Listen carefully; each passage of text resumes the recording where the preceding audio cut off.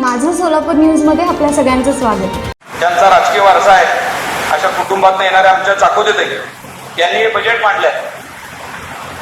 सोलापूरकरांना या बजेटकडनं खूप मोठ्या प्रमाणात आशा आहे की प्रशासकीय काळ संपल्यानंतर पहिल्यांदा या बजेटमध्ये सोलापूरकरांना काय मिळणार याकरता गेली 8 दिवस झालं वर्तमानपत्र असेल, मीडियाच्या माध्यमातून ज्या काही बातम्या होत्या, जे महापालिकेनं पोस्टर लावले की बजेटसाठी आपल्याला आपल्या ज्या काही सूचना आहेत त्या सांगण्याकरता, त्याच्यामुळे लोकांमध्ये खूप मोठा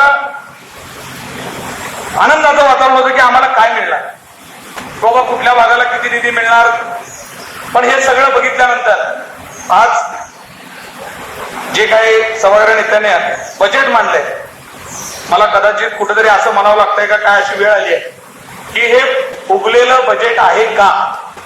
कारण वास्तविक जे बजेट आयुक्तांनी सादर केलंय त्या ज्या रकमा आहेत त्याच रकमा प्रचंड मोठ्या प्रमाणात फुगवल्या गेलेल्या दिसतात. गेल्या वर्षी वास्तविक जी रक्कम आपल्याला प्राप्त झालेली आहे त्या रकमेत आणि आयुक्तांनी सादर केलेल्या रकमेमध्ये मोठ्या प्रमाणात म्हणजे 150-200 कोटीची फरक तफावत आपल्याला दिसते.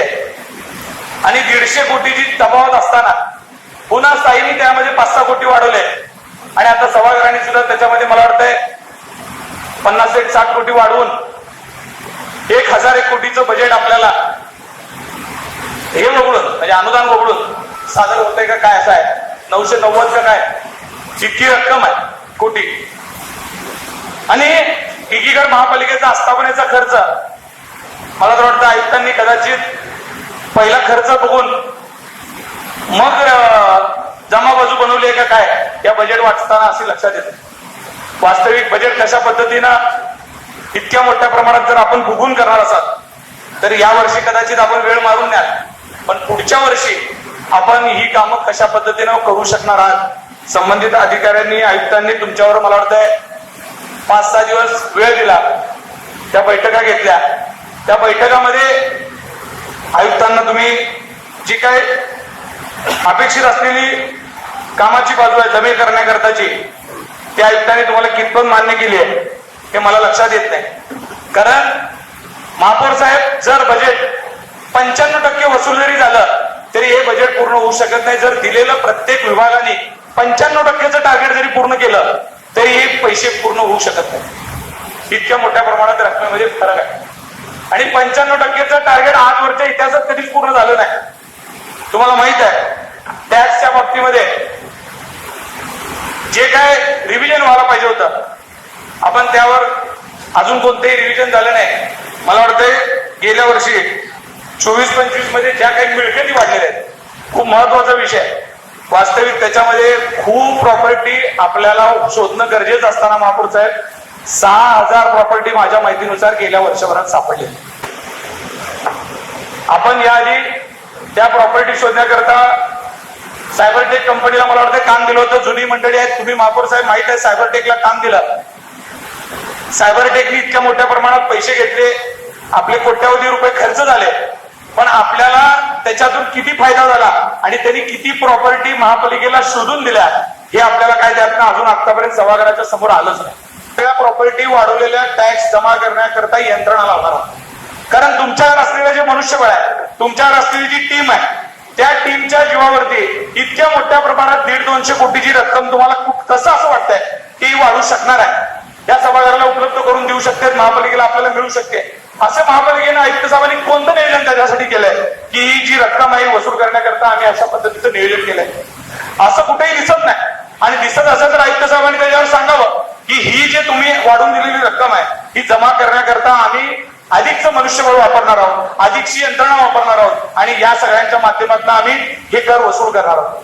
असं कुठलंही दिसत नाही. जर 5000-4000 प्रॉपर्ट्या वाढत असतील साहेब दरवर्षी तर महापौर साहेब तुम्हाला माहित आहे तुम्ही ज्या भागात नेता त्या प्रभागातच 5-6 हजार लोकांची घरं नवीन झाली असतील. इतक्या मोठ्या प्रमाणात एक भाग वाढावा लागला आणि इतकं मोठं शहर वाढत असताना तुम्हाला माहित आहे सोलापूर शहरामध्ये मी ज्या भागात येतो गावठाण भाग आहे, या सगळ्या जिकडे पेटा आहेत तिथं जुने वाडे होते. तिथं आयुक्त साहेब तो वाडा एक पावती होती पूर्वीची, आता तिथं तो वाडा पडला, अपार्टमेंट तयार होत आहे. अपार्टमेंट झालं, 24 फ्लॅटचं अपार्टमेंट तयार होत आहे. आज जागा सुद्धा कित्येक ठिकाणी फक्त एकच पावतीवर त्या अपार्टमेंटचं बिल पाठवलं जात आहे. असं जर होणार असेल, आपली कोणतीच यंत्रणा ती शोधण्यासाठी लावणार नसाल, तर आपण एक कागदावरचं बजेट मानतोय का काय? नवीन नगरसेवक आले, नवीन नगरसेवकांना असं वाटतं की आम्हाला विकास कामाला निधी मिळाला पाहिजे.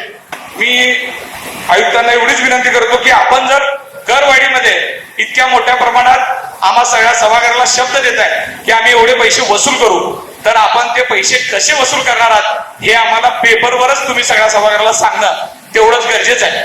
कारण पैसे वसूल होणार नसतील तर महापालिकेला आणि आपल्या सगळ्यांना कुठेतरी आपण काही ह्याच्यासाठी वेड्यात काढतोय का काय अशी परिस्थिती सभागृह नेता होऊ नये आपली.